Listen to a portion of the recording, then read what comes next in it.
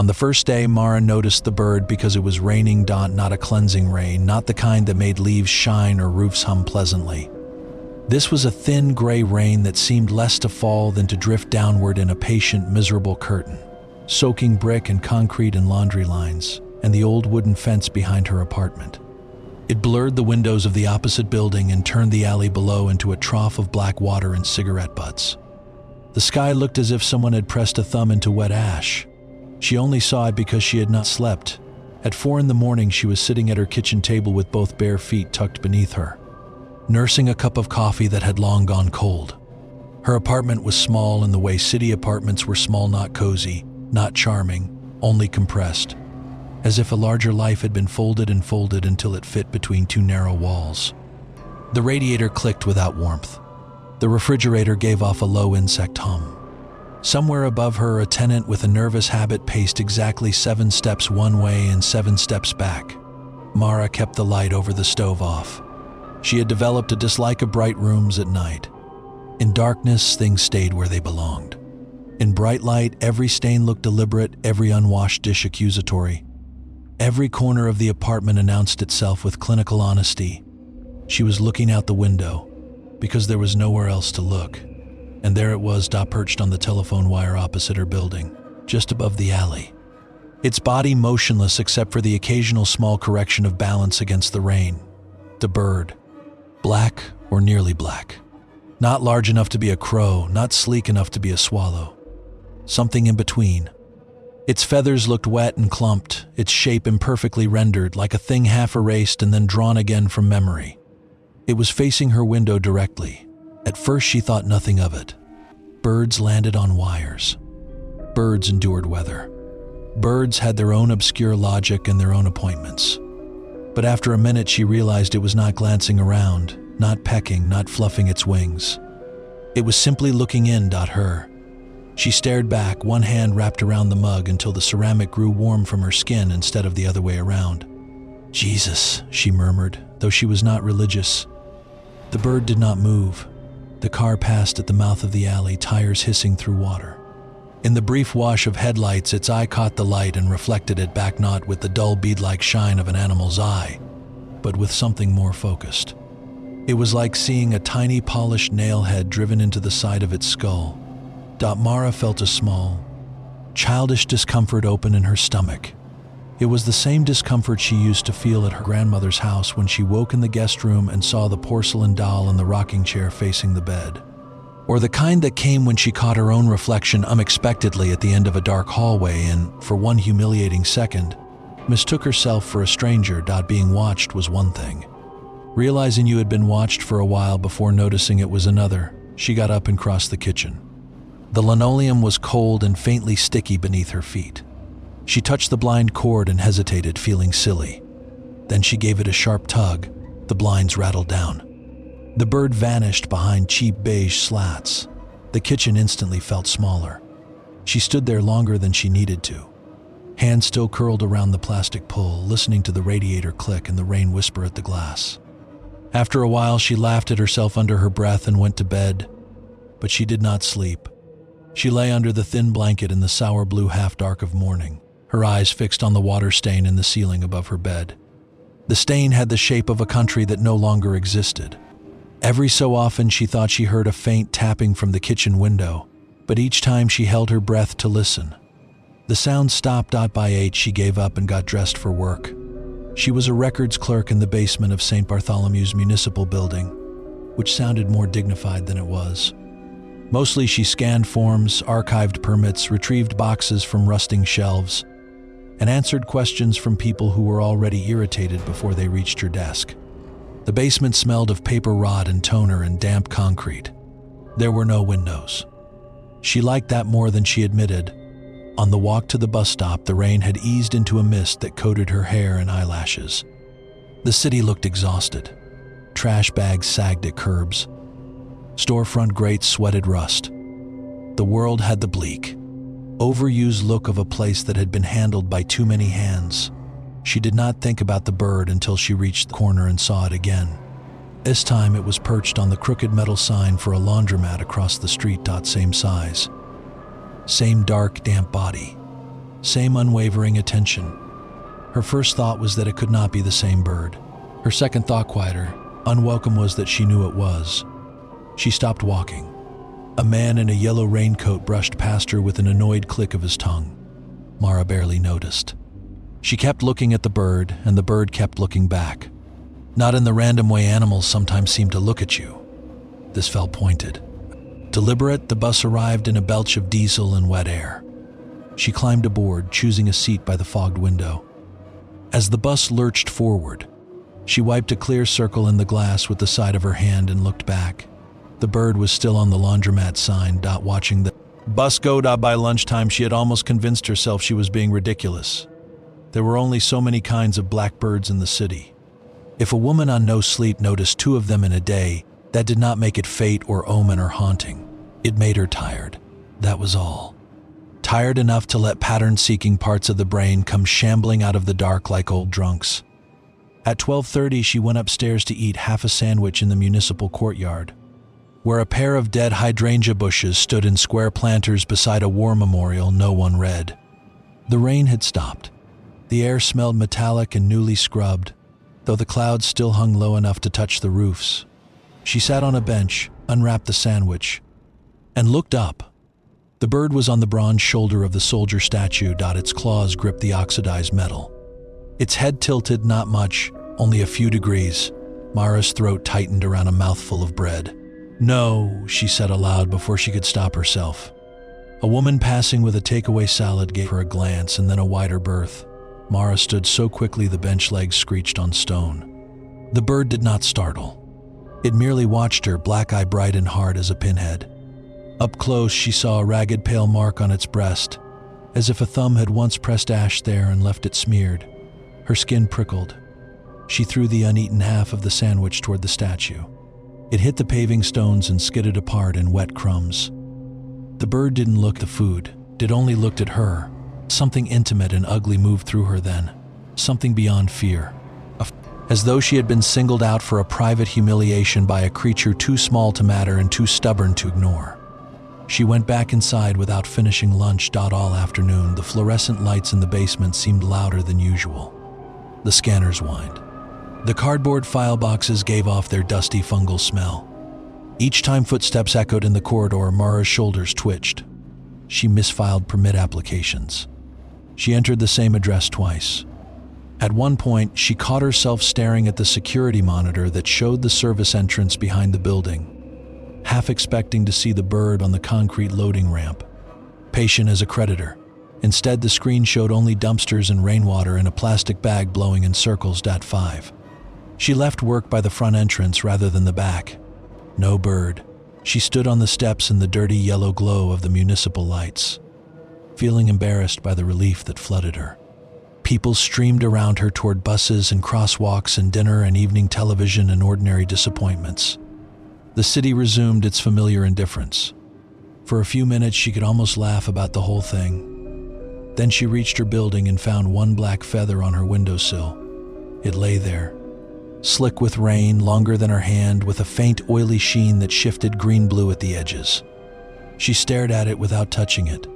Her apartment was on the 3rd floor. There was no ledge wide enough for a large bird to stand on outside, no tree nearby from which a feather might drift, and the window had been shut all day. Mara unlocked the door and stepped inside carefully, as if someone else might already be there.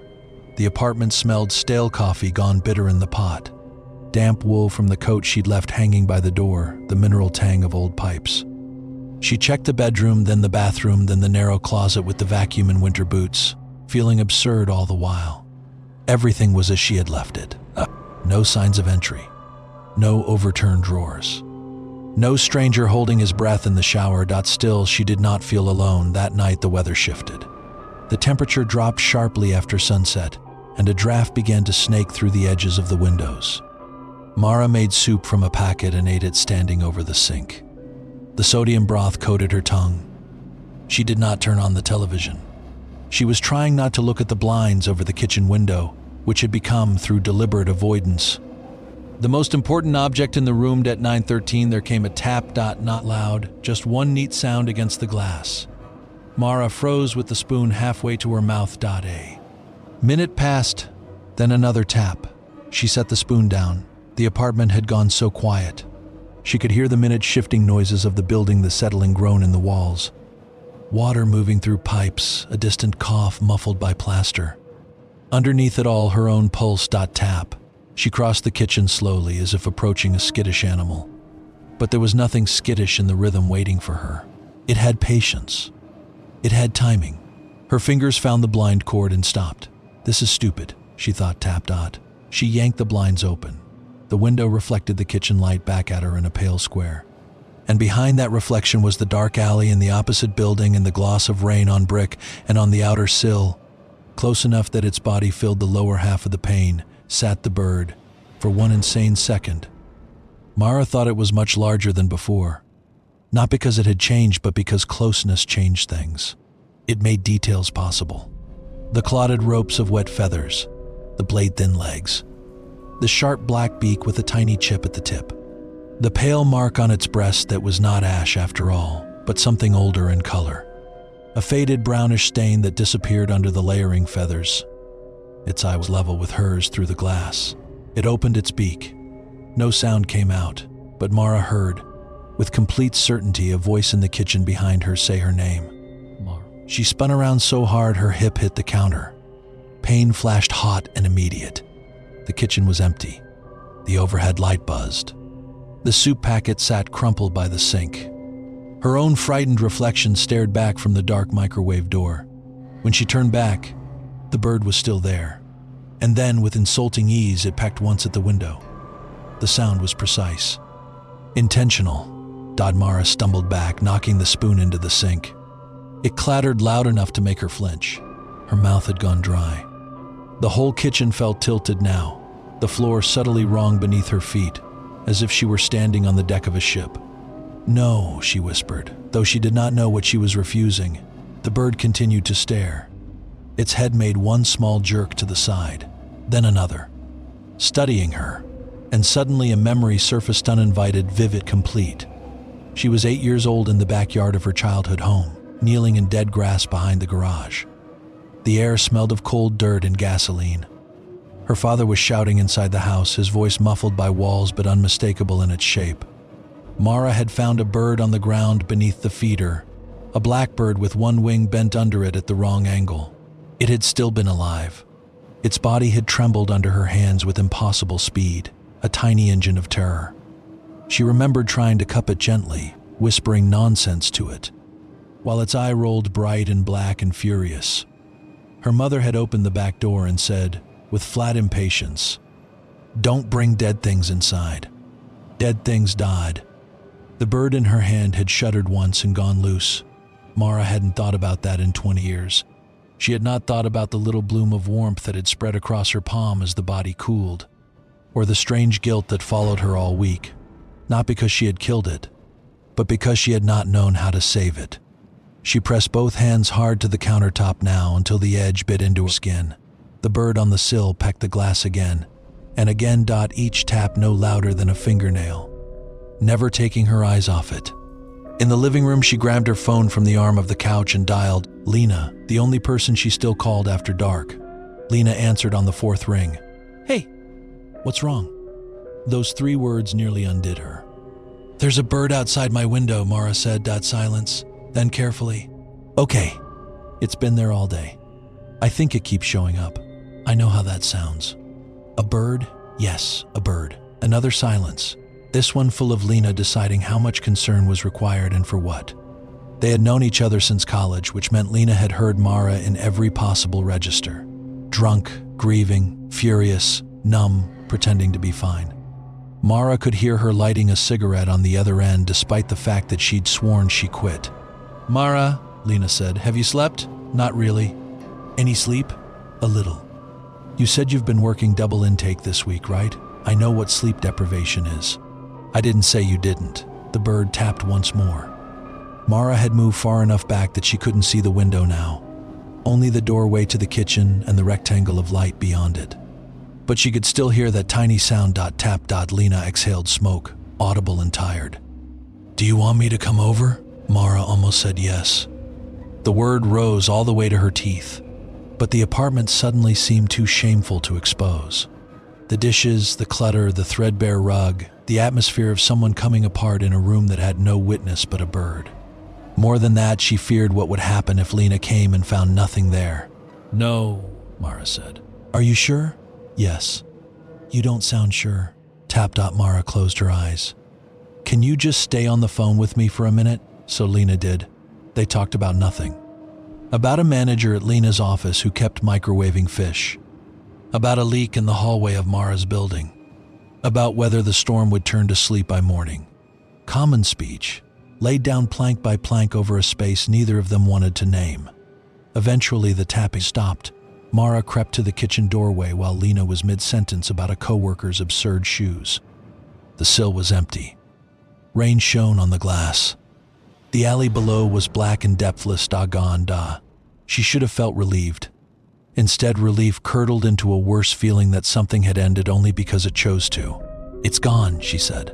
What is the bird? Mara kept staring out the window. Yeah.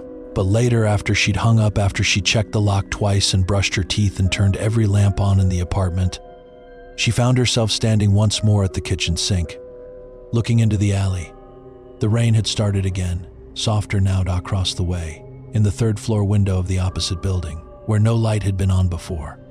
Someone stood behind the curtain, only a shape. Human, maybe. A vertical darkness interrupting the dim yellow room beyond. Mara narrowed her eyes. The figure did not move. She was about to convince herself it was a coat on a rack, or a trick of fabric and light, when something shifted at the bottom of the frame, something small hopping onto the inner sill. The bird's silhouette caught her breath. Caught, then the light in that apartment went out. The window across from hers became a black square. Mara stood there for a long time, listening to the rain until her reflection in the glass became stronger than the alley beyond it. Her white face, her shadowed eyes, the kitchen light making a halo of every flyaway hair. At some point she became aware that her right hand was clenched tightly around something. She looked down. Without remembering doing it, she had picked up the feather from her windowsill and brought it inside. Its shaft lay across her palm like a splinter of polished bone near the base. Stuck between the barbs where the rain had not washed it clean Was a small crusted fleck of dark red, not pink. Not mud, blood, she thought, and the thought arrived not as speculation, but as recognition. She dropped the feather into the sink so fast it bounced once against the metal and spun, whispering. That night Mara finally slept for an hour near dawn. Not in bed, but on the couch with all the lights still on. She dreamed of backyard behind her childhood home. In the dream, the grass was black and wet as hair. The feeder hung crooked from its pole. Beneath it lay dozens of birds, all perfectly still except for one. That one dragged itself toward her in a circle, its broken wing making a soft, dry sound over the dirt, over and over, like someone turning pages with bloody fingers. When she woke, pale morning had filled the apartment. Her neck ached. Her mouth tasted stale.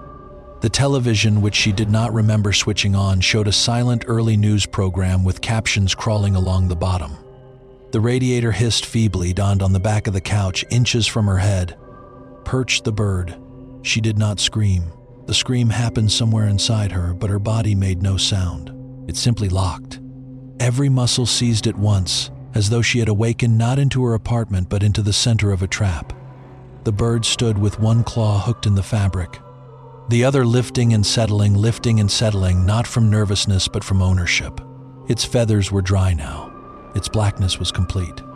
The pale mark on its breast was clearer in morning light, and it was not a stain. It was a crescent-shaped patch where the feathers had not grown back, exposed skin beneath, puckered and old. The bird looked at her. Then slowly, with ceremonial precision, it lowered its head and tapped its beak 3 times against the wooden frame of the couch. Mara lurched backward off the cushions and hit the floor hard enough to jar her teeth. The bird had flown. Not through the room, not out the window. It was simply no longer there. Only a single black down feather drifted in the air between her and the couch, spinning lazily until it landed on her knee. Outside, from somewhere in the alley below, another bird answered with one harsh cry, then silence. Mara, shaking on the floorboards in the full gray light of morning, Understood with a certainty colder than reason that this was only the beginning. Mara did not go to work. At 8:15, she called the municipal office, heard her supervisor's voicemail greeting, and hung up before the tone. At 8:17, she called again and said she had a fever. It was a weak lie, but it had the advantage of requiring no detail. Her supervisor, Mr. Bell, was the kind of man who feared bodily fluids more than dishonesty. He told her to stay home, sound better, and please email if she had anything contagious. When the call ended, Mara sat on the floor with the phone in her hand and listened to the apartment breathe around her. The room looked normal in daylight, offensively normal. The couch with its frayed arm seam, the low shelf of paperbacks and unpaid bills, the mug ring on the coffee table. Morning had washed all terror into mundane detail. If she had not still been on the floor with her heart beating too fast, she might almost have believed she had imagined the bird perched inches from her sleeping head. Almost. The black down feather still lay on her knee. She picked it up carefully between thumb and forefinger. It was smaller than the one from the sill. Soft and weightless, no bigger than a dead moth. It should have calmed her to have evidence in hand. Instead, it made the room feel infected. Proof did not always comfort. Sometimes it only removed your last defense. She stood, every joint stiff, and checked the locks on the windows latched. The kitchen window, the bathroom window, the warped bedroom sash that never fully closed in winter.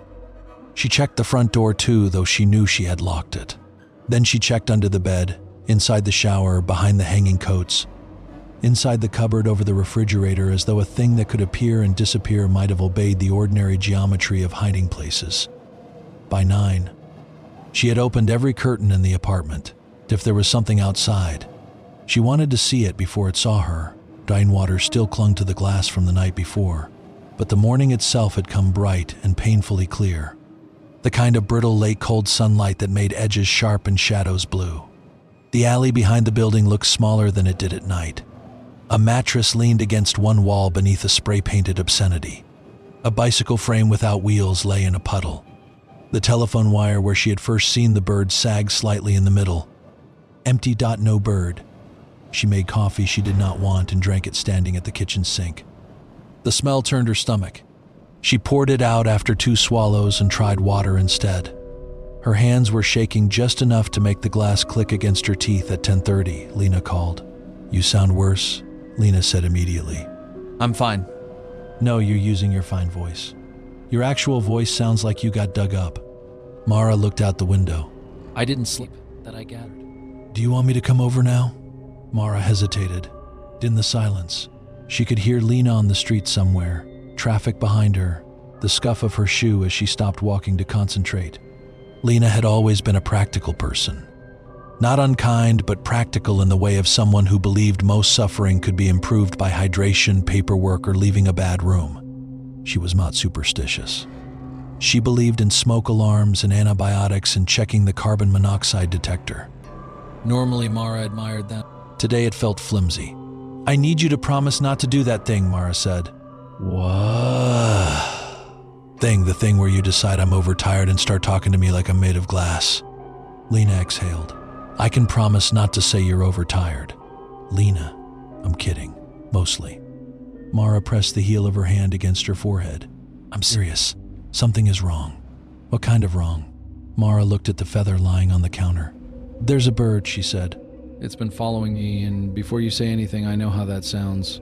"I know birds exist in groups and cities contain more than one, but this is the same bird." "I know it is." Lena did not interrupt. "It was inside this morning," Mara said. "Inside the apartment." Now Lena did speak. How? I don't know. "Did you leave a window open?" "No." "Maybe through the hall when you know." The word came out too sharp. Mara lowered her voice. No, it was just there. On the other end came the faint metallic click of a lighter. Lena smoked when worried and lied about it when guilty. Okay, she said. I'm coming by. Mara should have refused. She had refused the night before, and part of her still wanted to preserve this private terror from outside contamination. But another part, larger now, had begun to understand that loneliness was making the apartment behave differently. Or perhaps it was making her behave differently toward the apartment. "Bring coffee," she said. "That bad?" "Yes." "I'll be there in 20. After they hung up, Mara cleaned not because the apartment was filthy, though it was not clean, but because motion felt preferable to waiting. She washed the soup spoon from the sink. She stacked papers. She folded the blanket she'd slept under on the couch. She threw out the feather from the sill, then fished it back from the trash, wrapped it in a receipt, and put it in the freezer between a bag of peas and a tray of ice. She wasn't sure why. Evidence, perhaps. Or some instinctive revulsion toward leaving it in the room temperature world of food and skin. At one point, she caught herself listening for the scrape of claws overhead. None came.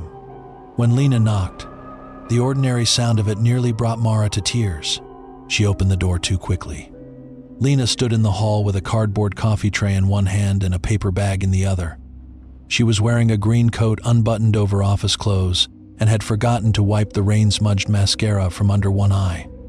Her dark hair was tied back in a knot that was already collapsing. She looked exactly like a person from the real world, which at that moment felt like a miracle. "Wow," Lena said, seeing Mara's face. "You really do look awful." "Thanks.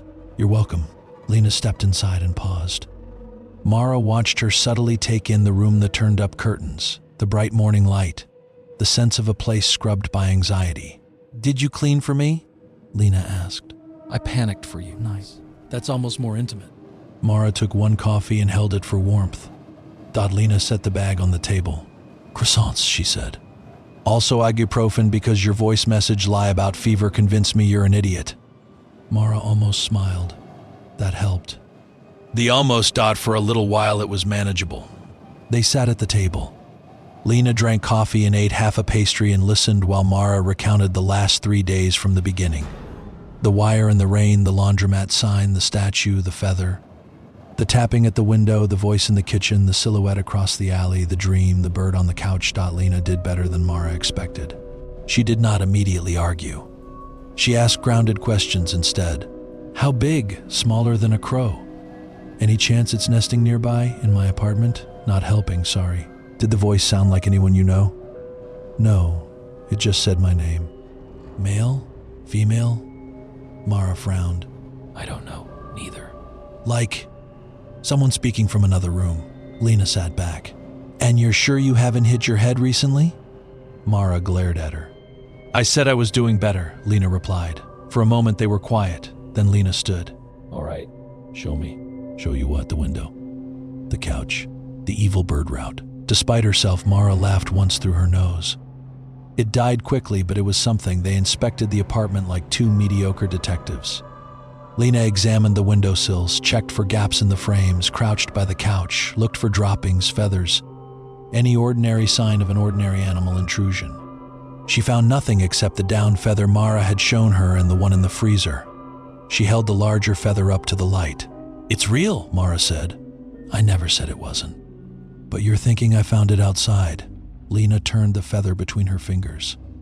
"I'm thinking there are explanations between I found this outside and the universe sent a bird demon to your sofa." Mara wished she could accept the sentence as comfort. Lena opened the freezer, peered in at the receipt-wrapped feather, and sighed. "That's upsettingly serial killer of you." "I didn't know where else to put it." "That's fair." They were in the kitchen when Lena went still. Not dramatically. Just a small, full-body pause, the kind a person makes when hearing a faint noise and deciding whether to name it. What? Mara whispered. Lena looked toward the window. A shadow crossed the glass. Both women froze. It passed once. Quick and dark, then again. The swoop of a bird in transit. This was slower, more deliberate, as though something outside were moving back and forth along the narrow outer sill. Mara's breath shortened. "You saw that?" "I saw something." A soft tap came against the pane. Lena set down the feather. Another tap. Mara felt absurdly a flare of vindication so sharp it was almost joy. There. I'm not sick." "I'm not inventing it." Lena moved closer to the window than Mara would have dared. The blind was already open. The alley beyond lay in pale noon light, its puddles reflecting white sky. For a second there was nothing at all on the sill. Then the bird rose from below the frame in one smooth motion and landed directly outside. The glass. Lena swore. Mara had not realized how much she needed another person to react that way. The bird's claws clicked faintly on metal. Up close in daylight, it looked worse. Its feathers were black, yes, but not uniformly. There were dull patches, rough places, odd breaks in the sleekness that made it seem damaged or assembled. Its eye fixed first on Lena, then on Mara. That tiny movement filled the whole room. "Christ," Lena said softly. "That is an ugly bird." Mara gave a breathless laugh that turned into something else. The bird pecked the glass once. Dalina flinched back. "Okay." Mara stared. "You saw that?" "Yes, I saw it." And birds peck glass sometimes. But it's the same one." Lena looked at it again. The bird looked back without blinking. "How do you know?" Lena asked, though less confidently now. "The scar on the breast." Lena leaned in, then stopped, her face tightening. "That is a scar." They both stood there. The bird remained on the sill for nearly 30 seconds, longer than any ordinary pause would allow. It did not peck randomly. It did not seem confused by its reflection. It watched them. Mara could feel the intention in it the way one feels the pressure of weather before a storm. Then, with a sudden violent beat of its wings, it flew upward out of sight. Lena let out the breath she'd been holding. Whoa, she said. "Well?" Mara repeated. "Ooh," Lena said again. That was deeply unpleasant. Mara folded her arms hard across her chest. "That's your medical opinion?" Lena rubbed her forehead. "It was a bird. A very weird bird. It recognized the window. Maybe because you fed it or nearly fed it, or I threw a sandwich at a statue." "Right. Then maybe because it's injured and confused." "It was inside." Lena glanced toward the couch. The shadow of doubt moved back into her face. Not disbelief exactly, but the beginning of the split between what she had witnessed and what Mara was asking her to conclude from it. "Can I say something without you getting mad?" Lena asked. "No, I'm going "Anyway, I think you're frightened enough that every normal thing it does feels loaded." Mara looked at her. Lena softened her voice. "I'm not saying nothing's happening. I'm saying maybe it's happening in layers. There's a real bird, and there's whatever the real bird is setting off in you." Mara turned away. That was the problem with Lena. She could be both compassionate and unbearable because she was often at least half right. "What are you not saying?" Mara asked quietly. Lena hesitated. Mara faced her again. "Say it." "I'm not saying you imagine the couch thing," Lena said. "I'm saying lack of sleep can do more than people think. Voices, especially. Weird visual crossover, dreams leaking. And what about the feathers? Birds leave feathers. In locked rooms?" Lena had no answer for that. They spent another hour together, and the apartment gradually resumed its false daytime harmlessness. No more tapping. No bird at the window. Lena ate the other pastry, checked Mara's medicine cabinet for actual fever reducers, and insisted on ordering lunch no matter how much Mara said she wasn't hungry. She kept talking in the bright, competent way people do when they believe routine can form a perimeter around panic. Before she left, she stood by the door with her bag over one shoulder. "Come stay at my place tonight," she said.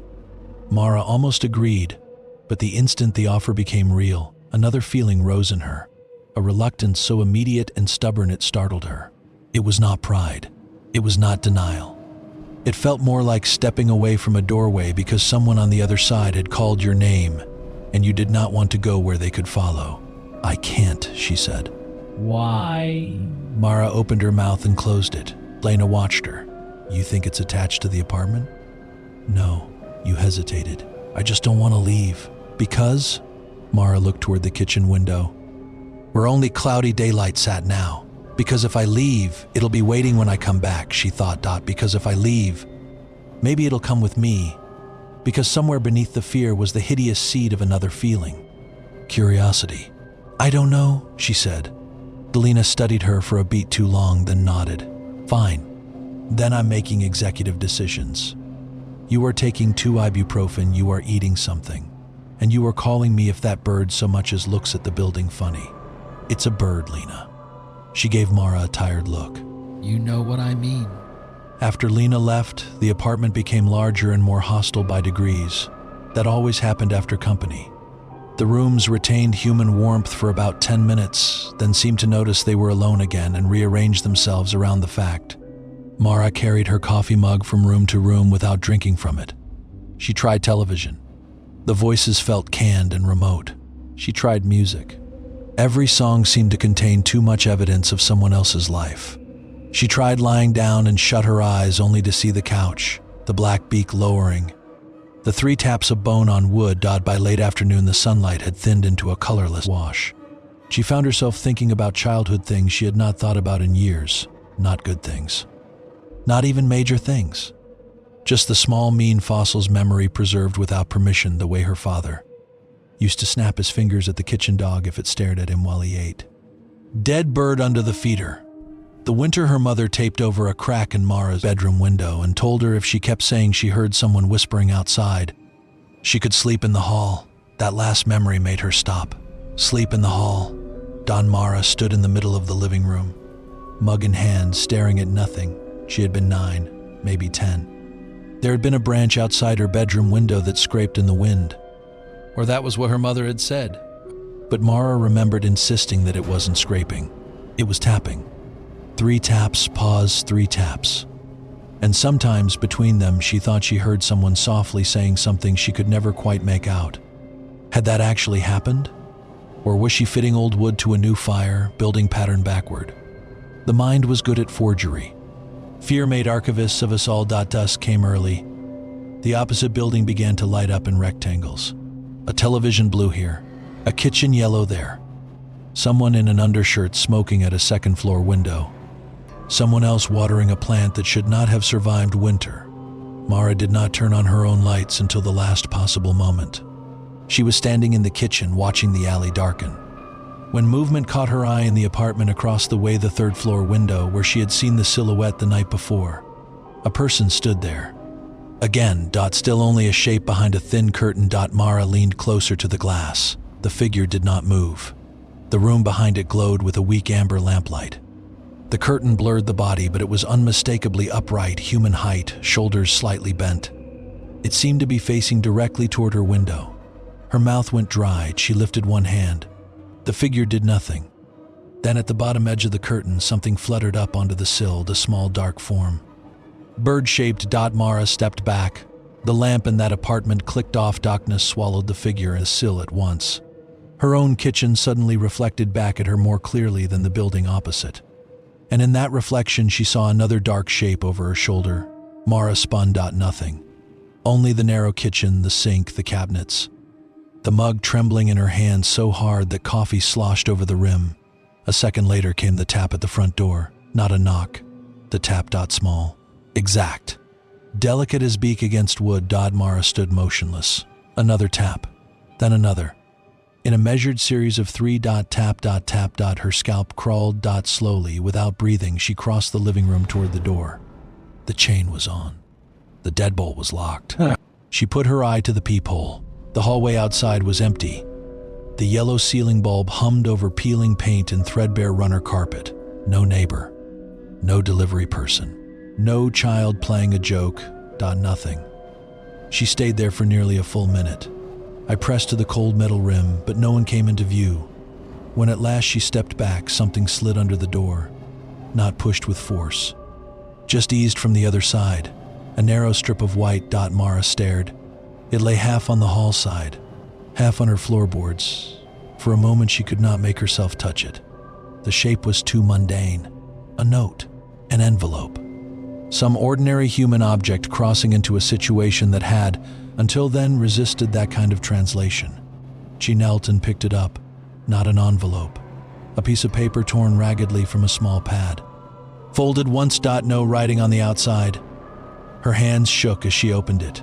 Inside, in pencil, in cramped, uneven block letters, were 5 words, "Don't let it," and again Mara sat down hard on the floor. She read the sentence twice. 3 times. The pencil marks were real, pressed hard enough to score the paper. The handwriting looked wrong, somehow not childish, not elderly, but labored, as though written by someone unused to writing at all. Her first impulse was to fling the note away. Her second was to unlock the door and charge into the hall. Instead, she did neither. She remained on the floor, the note in one hand. Her other hand braced flat to the boards as if to steady a tilting room. Again, the word lodged like a fishbone. Not "don't let it in." Again, meaning it already had been. The apartment seemed to contract around her. All its corners quietly listening, she called Lena. No answer. She called again. Voicemail. Mara hung up before the beep and immediately regretted it, as though completing the message might have anchored reality by forcing her to say the words aloud. She tried the building superintendent next, though she disliked him and he disliked being bothered. After 7 rings, he answered with a voice full of television. "What? There's someone in the hall," Mara said. Or there was. "They left a note under my door." Silence. "Then what kind of note?" Mara looked at the paper. "Just a weird note." "Did you see who?" "No." "Well, I can't do much about a note, can I? Could you check the hall camera?" Another silence, more annoyed. "Hall camera ain't worked since January?" "Of course. You want me to come up?" Mara almost said no. Then she thought of the handwriting, the 3 taps, the opposite window gone dark. "Yes," she said. He arrived 10 minutes later, smelling of onions and radiator dust, a thick man in a stained undershirt with a jacket thrown over it. He looked at the note, grunted, and turned it upside down as if that might reveal more. "Probably kids," he said. "There are no kids in this building." He shrugged. "Then somebody's friend." Nobody knocked. I looked. There was no one there. He gave her the patient look one reserves for people who are making their nerves into public work. "Stairwell's right there. They could have..." She already knew how that would sound. He checked the hall, checked the front entrance downstairs, found nothing, and advised her to ignore it unless it became an actual tenant matter, by which he seemed to mean blood, fire, or police. Before leaving, he paused at the kitchen doorway. "You got a bird problem?" he asked. Mara felt the blood leave her face. Why? He pointed to the counter. There, beside the sink, lay a small wet smear and 2 black feathers she was certain had not been there before. The superintendent squinted. "Pigeon got in the vent or something?" Mara could not answer. He took her silence for embarrassment and snorted. "Keep your window shut." Then he left. Mara locked the door behind him and stood with her forehead against the wood. 2 black feathers. A wet smear. Not blood this time. Just water, perhaps. Or something from outside. But the feathers had not been there when he arrived. She knew that. She would have seen them. She went into the kitchen. The room had grown very dark while she was in the hall. Full night now, the window a mirror over the alley. Her own reflection moved toward the counter, pale and strained. She picked up 1 feathered, still damp, on the glass above the sink, just visible where breath or condensation had briefly fogged the pane. Was a shape traced from the outside, a handprint, random streaking 3 short parallel lines. Like marks made by claws. Mara backed away so fast she hit the table. Then the phone rang. She snatched it up too quickly, almost dropping it. Lena. "Mara?" Sorry, I was underground. "What happened?" Mara opened her mouth. From the kitchen window came a single soft tap. Lena was still speaking, asking something, but Mara did not hear the words, because in the reflection on the glass, behind her own shoulder, the bird was perched once again on the back of the couch. Not in the room itself, only in the reflection. She turned. Nothing. Turned back. In the window reflection, it remained still. Watching. "Mara?" Lena said sharply. "Talk to me." The reflected bird opened its beak. This time the voice that came was clear enough to understand. Not from the phone. From somewhere so near it might have been inside her own mouth. It said, very softly, "Let me in." Mara dropped the phone. The screen cracked against the floorboards and Lena's voice burst tinny and frantic. Into the room, the reflected bird lunged forward with a sudden explosion of black wings. The kitchen light went out. Then in the dark, something beat once against the ceiling above her, heavy enough to shake dust from the plaster. Then came 3 answering taps from inside the wall, beside the sink, 3 from the ceiling, 3 from the door. As if the whole apartment had begun, all at once, to peck its way inward. What happened before me? Mara did not remember turning the lights back on. One moment the apartment was black thick, suffocating black, full of movement that refused to be seen, and the next, the overhead bulb in the kitchen flickered alive again with a weak, insect-like buzz. The silence that followed was worse than the noise. No tapping. No wings. No voice. Thin and distant, leaking from the cracked phone on the floor. Mara? "Are you there?" "I'm here," she said, but her voice sounded wrong to her, too quiet, too controlled. as if she were speaking from a room down the hall. "What happened?" Lena asked. Mara looked at the window. Her reflection stared back. "Pala." Trembling. No bird. "It's back," she said. A pause. "What is back?" "The bird." "Where?" Mara hesitated. She could still feel it in the room even if she couldn't see it. "Like heat after a flame goes out. It was here," she said. "And then it wasn't. And then it was somewhere else." "Mara, that doesn't make sense." "I know." Did it get in again? I don't know. That was the worst part. Not knowing where it even was anymore. Lena was silent for a moment, then said, more firmly, "I'm coming over."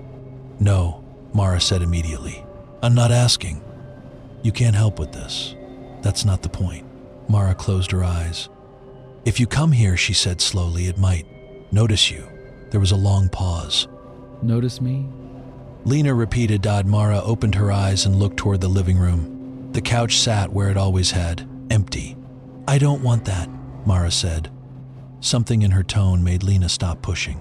"Okay," Lena said carefully. "Then we do this differently. You stay on the phone with me. You don't hang up. And we figure out what's going on." Mara nodded, then realized Lena couldn't see it. "Okay," she said. "Good. First step, breathe." "I am breathing." "Do it slower." Mara forced herself to inhale. Exhale. Again. Her hands were still shaking, but something in her chest loosened just enough to think. "Tell me everything that just happened," Lena said.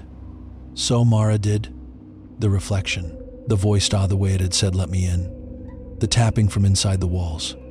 When she finished, Lena didn't speak right away. When she did, her voice had changed. Less dismissive. More alert. "Okay," she said quietly. "We're not calling this just a bird anymore." Mara let out a breath that was almost a laugh. Thank you. "Don't thank me yet," Lena said. "Now we actually have to deal with it." The note. Mara sat at the kitchen table, the note in front of her. "Don't let it," and again the word again felt heavier the longer she looked at it. "Read it to me," Lena said. Mara did. Handwriting? Lena asked. Block letters. Messy, like someone pressing too hard. Not a kid? No. Not a note someone writes casually. No. Lena exhaled slowly. "Okay, so someone in your building knows something." Mara's stomach tightened. "Or thinks they do, which means," Lena continued, "we need to find out what happened before you." Mara looked around her apartment. "Before me." The phrase landed like a stone in water, sending ripples through everything she thought she knew about the space. She had lived here for 2 years of ordinary life. Bills. Sleep. Silence. Nothing like this had ever happened. So why now? "Ask the superintendent," Lena said. "He doesn't care. He doesn't have to care. He just has to talk." Mara glanced at the door. The idea of opening it again made her skin crawl, but staying ignorant felt worse. "I'll go," she said. I'm staying on the phone. Don't hang up. The hallway felt different now. Not physically, but the way a familiar word feels different after you repeat it too. Many times, the yellow light flickered faintly overhead. The carpet smelled faintly of mildew and old cooking oil. Mara stepped out, closing the door behind her but not fully letting go of the handle. "I'm here," she whispered. "I hear you," Lena said. Mara walked to the stairwell. Each step echoed louder than it should have. Too hollow. Too empty. She descended one floor, then another. At the bottom, the superintendent's door stood slightly ajar. Television noise spilling out. No answer. She pushed the door open. He sat in a recliner, half watching a game show. A plate of something greasy balanced on his stomach. He looked up, annoyed. Wow. I need to ask you something, he sighed. "Lady, if it's about the bird who lived in my apartment before me," that stopped him. Just for a second, but Mara saw it. A flicker. Recognition. "Lots of people," he said. "Turnover's normal." "Who was the last one?" He shrugged. "Don't remember." "You do." "I don't keep a diary." Mara stepped closer. Someone left me a note, she said. "Under my door." He frowned. "That's not my problem." It said, "Don't let it in again." The room seemed to tighten. The TV droned on in the background, laughter track clashing with the sudden stillness between them. The superintendent shifted in his chair. "People write stupid things," he said. "Happened in my apartment. Nothing happened." "You hesitated." "I didn't hesitate." "You did." He slammed the remote down harder than necessary. Look, he said, old tenant moved out, that's it. Why? Lease ended. Why did they leave? People leave. It's a building, not a prison. Mara stared at him. You're lying.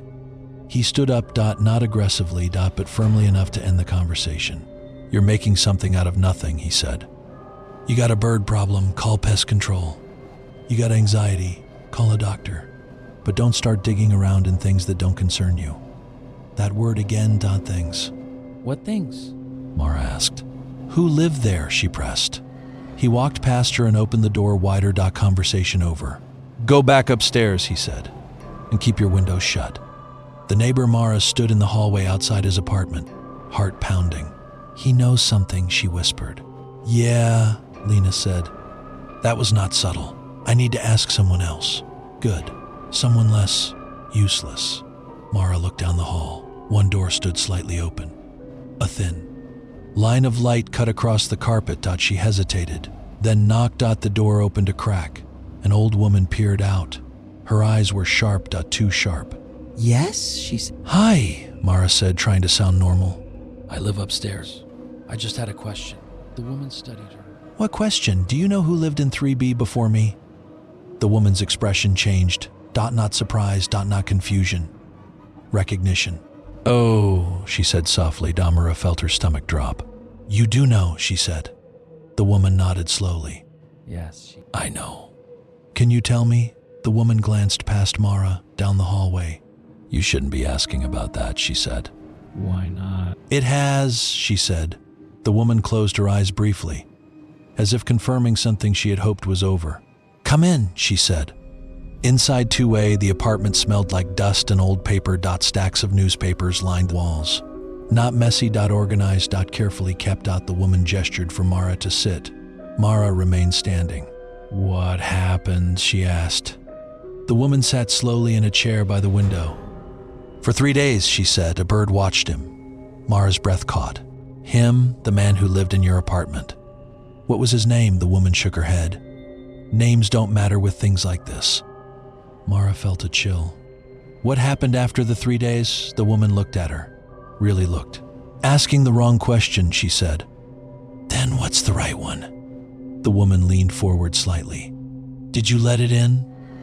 Mara's mouth went dry. I don't know, she said. The woman nodded slowly. That's how it starts, she said. Mara felt something shift in her chest. What do you mean? The first time, the woman said. You never know if you let it in. Silence filled the room. Heavy. What happened to him? Mara asked.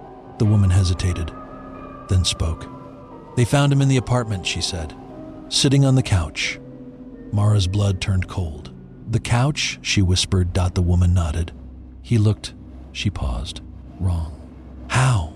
Like something had been inside him, she said, and left. Mara took a step back. No, No, that's not. They said it was a stroke, the woman continued. Or something like that. Something clean. Something that made sense. But? The woman's eyes flicked to the window. They didn't see the bird, she said. Mara's chest tightened. What bird? The woman looked at her. The one that was still in the room. The realization, Mara stumbled back toward the door. Her pulse roared in her ears. That's not possible, she said. The woman didn't argue. They removed it, she said. Or said they did. Who? People who deal with things like that. What things? The woman didn't answer. Mara shook her head. This is insane. Yes, the woman said calmly. It is. Mara turned toward. I need to go. The woman didn't stop her, but as Mara reached the threshold, she spoke one last time. If it's speaking to you, she said, you're already late. Mara froze, slowly turned back. What? It doesn't need permission the second time, she said. Returned to 3B. Mara ran upstairs. She didn't remember the steps, only the movement. The urgency. The feeling of something waiting. She burst into her apartment. Lights still on. Room still empty. Too empty. I'm back, she said into the phone. I'm here, Lena replied. What did she say? Mara didn't answer. Because something was wrong. Very wrong. The couch. It was facing wrong direction. Not by much. Just slightly turned. But Mara knew she hadn't moved it. Her breath hitched. Mara? Lena said. Mara stepped slowly into the room.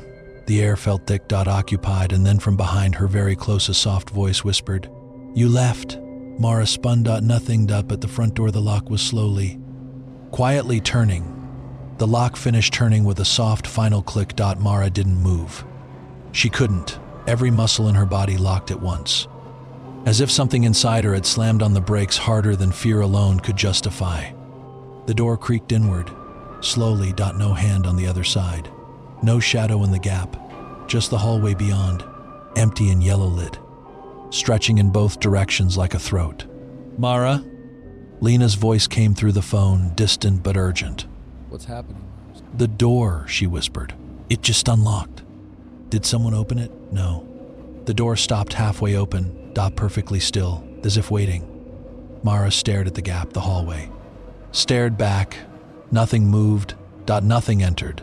But the feeling that something had crossed a threshold settled into the apartment like cold air. You need to leave, Lena said. Right now. Mara didn't answer, because something inside her resisted the idea with quiet, terrifying certainty. It wasn't fear, it was recognition, like stepping out of a room mid-conversation and realizing you're expected to come back.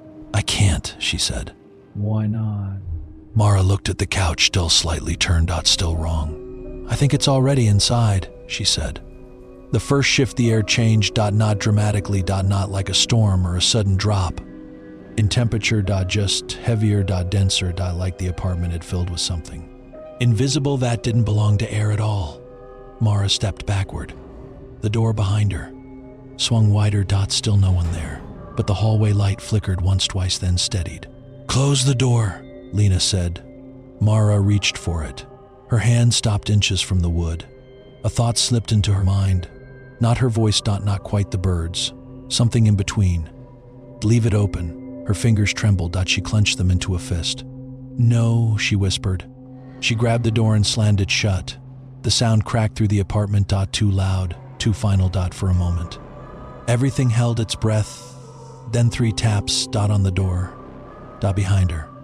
Mara turned slowly. The taps came again, from the wall. Inside the wall, tap, tap, her stomach twisted. "Lena," she said, voice shaking. "It's in the walls." "That's not possible." "I know, but it was." The sound moved, sliding through the apartment like something crawling between the bones of the building. From the wall to the ceiling to the floor beneath her feet, each time. The same pattern, 3 taps, pause, 3 taps, pause, 3 taps, pause, 8 taps. The shape of it, Mara backed into the center of the room, turning slowly, trying to track the sound. It circled her, not fast, not frantic, patient, like it had all the time in the world. "What do I do?" she whispered. Lena's voice came fast now. Okay, listen to me. You need to ground yourself. This is either something physical or something neurological, and either way it's not in my head. I'm not saying it is. I'm saying we treat it like it's real. Okay? Mara nodded. Okay, good. Look around. Tell me it's real, Mara. The table, she said. The couch. The window. Good. Keep going. The door. Good. The phone. Yes. The tapping stopped abruptly, completely. The silence that followed was worse. "Lena," Mara whispered, "it stopped? That's good." "No," Mara said. "It's not." Because now she could feel it, behind her. Not touching, but close enough that her skin reacted, slowly, very slowly. Mara turned. Nothing, empty space. But the air there was wrong, distorted, like heat over pavement. "Mara?" Lena said. Mara didn't answer. Because something was forming, not visible, not fully, but present, pressure. A shape that didn't belong to sight, Then on the couch the fabric sank, as if something had just sat down, Mara's breath caught, the cushion depressed, slowly, deliberately, real, physical. "Oh my God," Lena whispered through the phone. "What is that sound?" Mara hadn't realized she was breathing that loudly. "It's sitting," she said. Mara stared at the couch. The invisible weight shifted, adjusted, like a person getting comfortable. And then the indentation deepened, as if it leaned forward, looking at her. The voice without a mouth, "Mara," it said. Not from the walls, not from the window, not from the couch, not from the shape. That wasn't there. Her name again, clear, closed, wrong. Mara took a step back. Her heel hit the table. She didn't notice. "I didn't let you in," she said. Silence, then a soft, almost amused reply. "You did." Mara shook her head. No. "The first night," it said. Her stomach dropped. The first night, the tapping, the blinds. The moment she opened them. I didn't let you in, she repeated. You looked, it said. The word settled heavily. You saw me. Another shift in the couch, the invisible shape leaned closer. That's enough, Mara's breath stuttered. No, that's not how I answered, it continued. Her mind raced, the kitchen, the voice, her name. I didn't answer, she said. You turned, it said, and listened. Mara's hands began to shake again.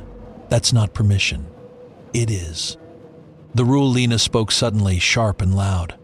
Mara, listen to me. Whatever it is, it's trying to define the rules. Don't accept them, Mara. What rules? She asked. The thing on the couch tilted its invisible head. You invite, it said. I enter. You look, it said. I am seen. You hear, it said. I speak. Each sentence landed like a nail. No.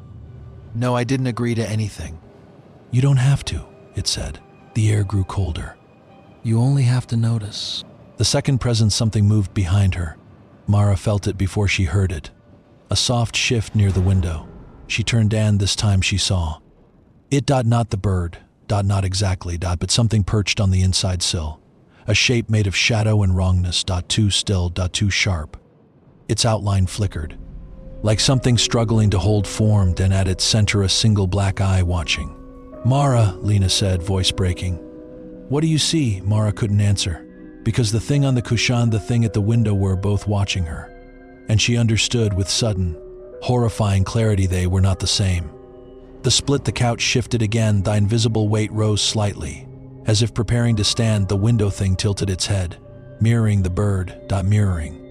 Memory, mirroring something older than both, Mara's mind raced, two presences, one outside, one inside, or one that had come in, one that had always been there. You're not alone, the couch voice said softly. Mara's breath hitched. I know, she whispered. The thing almost smiled. You misunderstand. The window shape moved, just a fraction, closer.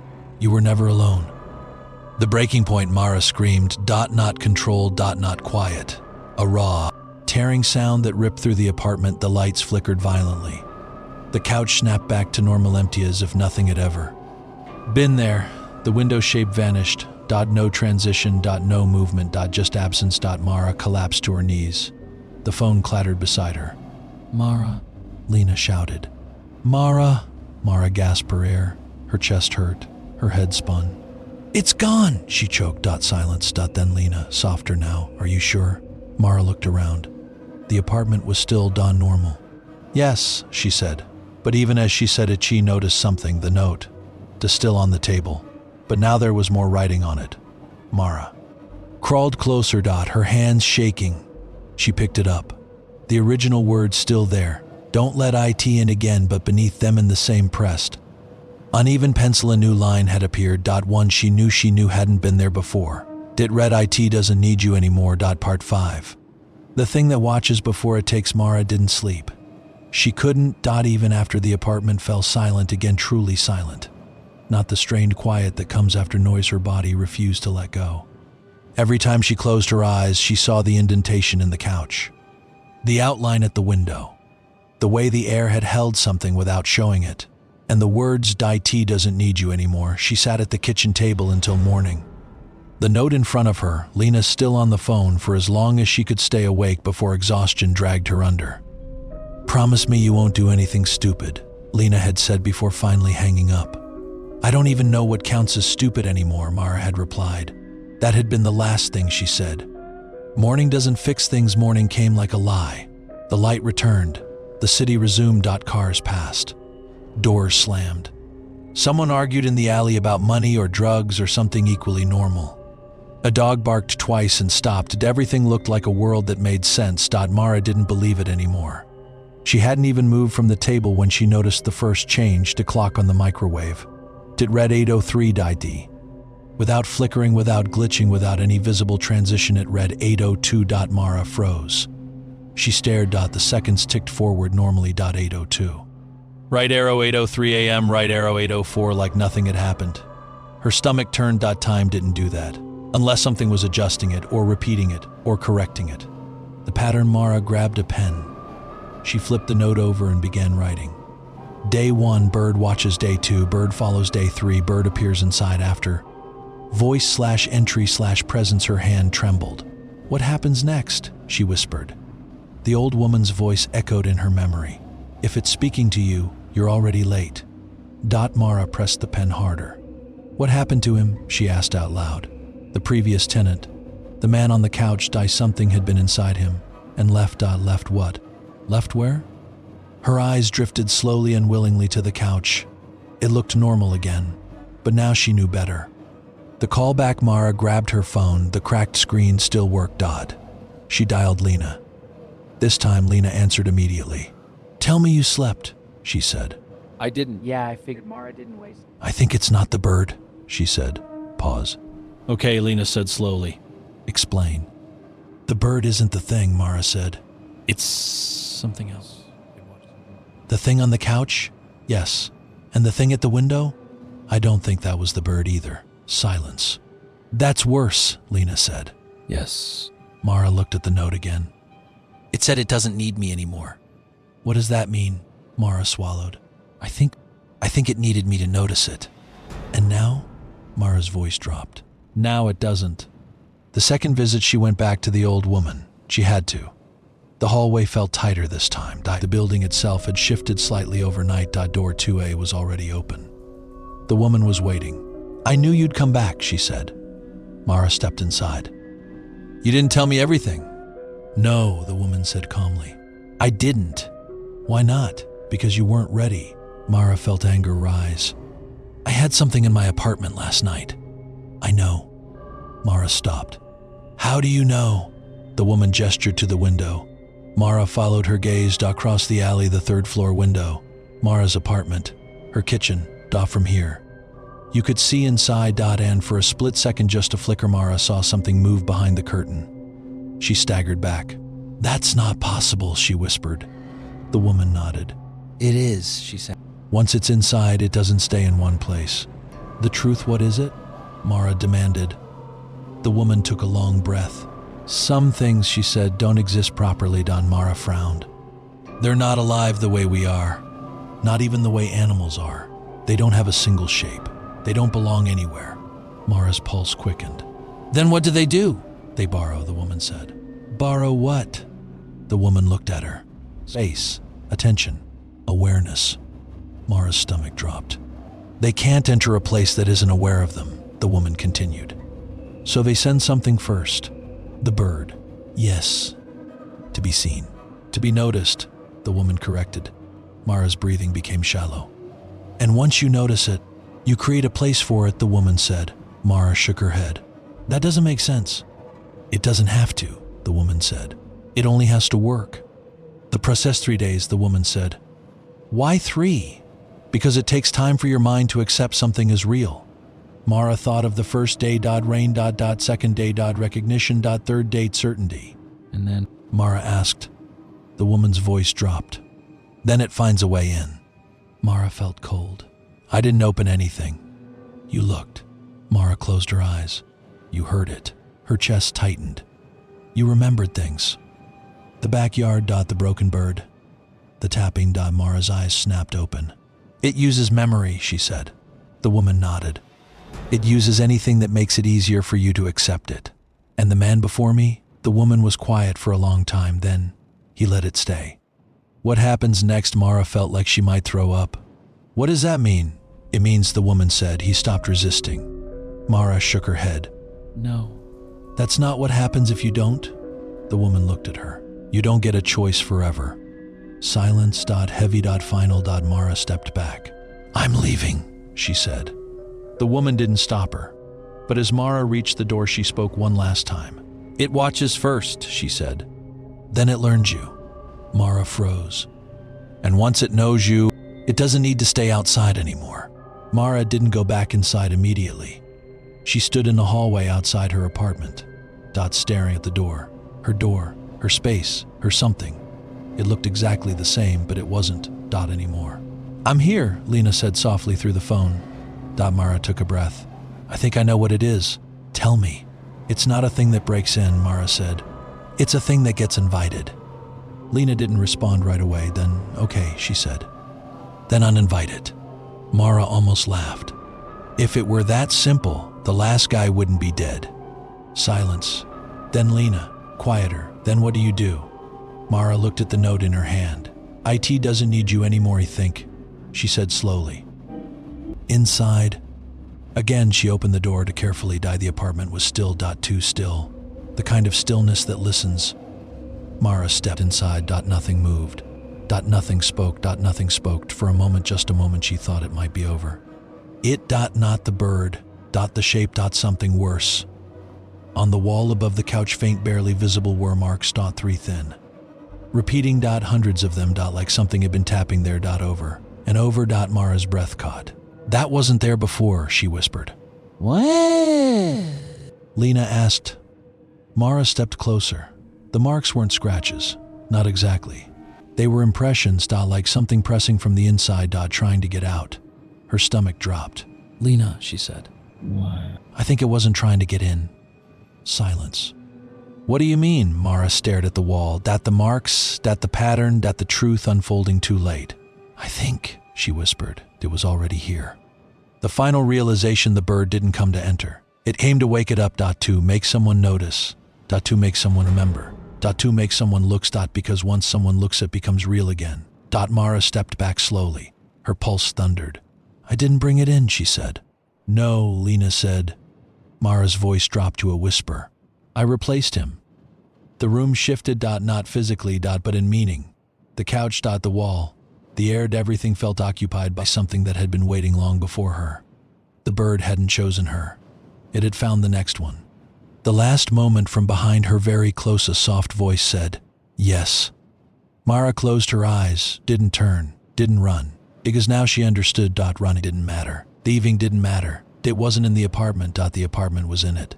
What happens now? She asked. The voice was gentle, almost kind. You stay. Mara's breath slowed. And then? A pause. Epilogue. 3 days later, someone in the building across the alley noticed a bird. It sat on a telephone wire. Black. Still.